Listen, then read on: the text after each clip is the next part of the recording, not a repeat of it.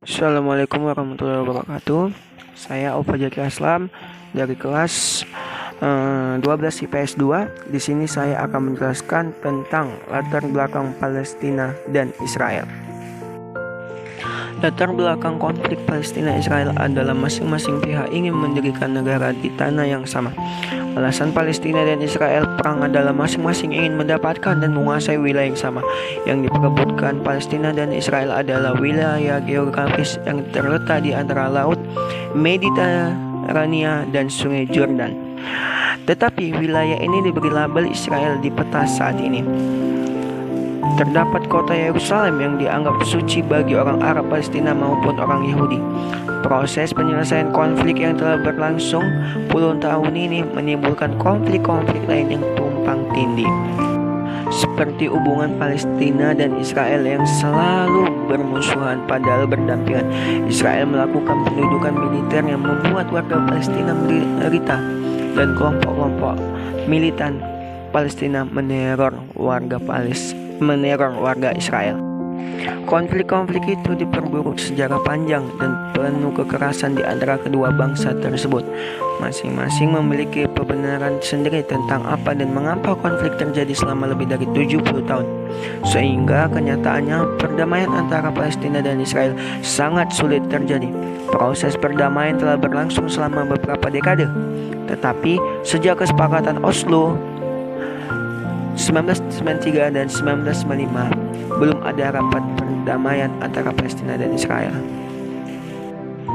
Peran PBB dalam upaya penyelesaian konflik Israel-Palestina menarik untuk diteliti karena walaupun PBB telah melakukan upaya-upaya untuk menyelesaikan konflik Israel-Palestina, namun konflik tetap berlangsung. Upaya-upaya yang dilakukan PBB dalam menyelesaikan konflik Israel-Palestina tahun 1947 sampai 1988 dengan mengeluarkan kebijakan-kebijakan yang itu berupa resolusi-resolusi yang dikeluarkan oleh Majelis Umum dan Dewan Keamanan serta dengan menyelenggarakan konferensi internasional mengenai masalah Palestina dengan mempertemukan kedua belah pihak yang bertikai agar dapat menyelesaikan konflik dengan jalan damai. Indonesia dalam kasus ini juga turut berkecimpung, terutama membantu Palestina agar dapat menjadi negara yang merdeka dan berdaulat dengan memberikan dukungan ke Palestina di berbagai forum internasional, baik dalam level bilateral, regional, hingga multilateral. Pertanyaan pertama, apa dampak masalah Palestina? Dampaknya itu hancurnya perekonomian, sebab itu habisnya harta masyarakat dan negara, tidak ada investor yang masuk menggunakan modal di negara tersebut. Pertanyaan berikutnya, apa saja upaya yang dilakukan dalam meredakan konflik Israel Palestina? Yang pertama itu adalah Dewan Keamanan PBB, resolusi Dewan Keamanan PBB 242, perjanjian Camp David, bantuan pertemuan tingkat tinggi Madrid, deklarasi prinsip KTT Camp David, peta jalan perdamaian Arab, KTT Annapolis, penangguhan penduduk Israel, dan negosiasi Palestina.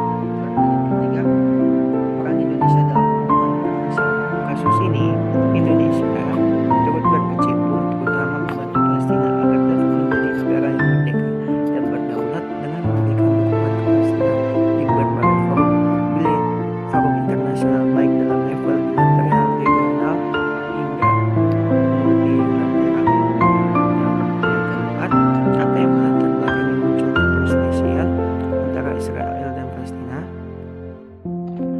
Hal yang melatar belakangi munculnya perselisihan antara Israel dan Palestina adalah janji-janji Inggris kepada Arab dan Yahudi membuat kedua bangsa ini merasa berhak atas wilayah Palestina dan merasa mendapat dukungan dari Inggris. Inilah yang kemudian melatar belakangi konflik Arab Yahudi yang berkepanjangan hingga konflik Israel Palestina.